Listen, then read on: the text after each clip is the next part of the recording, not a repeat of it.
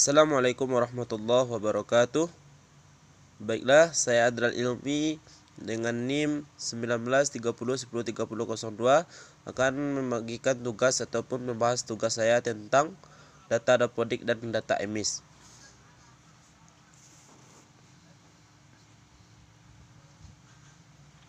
Satu, pengertian dapodik dan emis.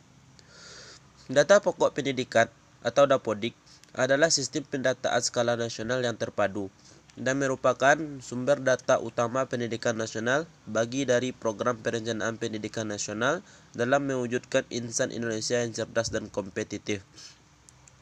Education Management Information System ataupun EMIS adalah sistem pengelolaan data pokok pendidikan Islam yang dikelola oleh Sekretariat Ditjen Pendidikan Islam, Kementerian Agama Republik Indonesia.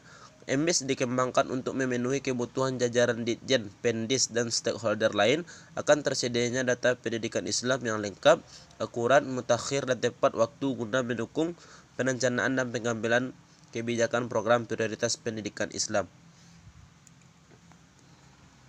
2. Tujuan dapodik dan emis. Tujuan dapodik digunakan untuk menjaring semua data terkait data kelembagaan dan kurikulum sekolah, data siswa, data guru dan karyawan, serta data sarana dan prasarana setiap sekolah di seluruh Indonesia, bahkan hingga sekolah-sekolah Indonesia yang berada di luar negeri. Tujuan emis digunakan sebagai pendukung pengambilan keputusan dalam lembaga pendidikan.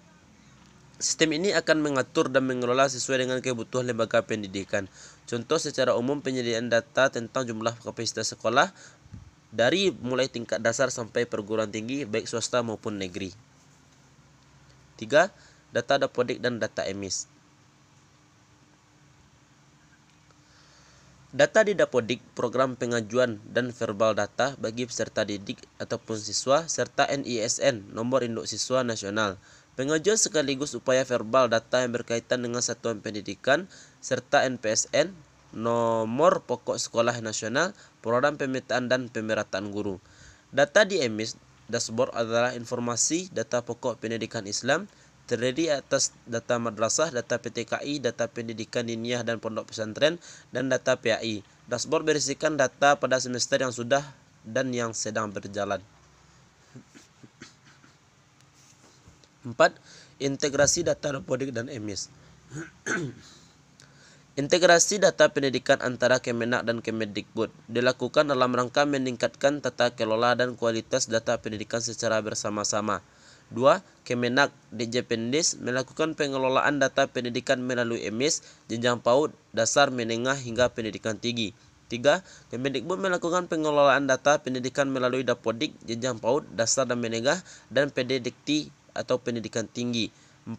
Integrasi data dan emis dengan dapodik PDTKI dikoordinasikan oleh Pusdatin Kemendikbud selaku penanggung jawab pengelolaan referensi data pendidikan, satuan pendidikan, peserta didik, serta pendidik dan tenaga kependidikan.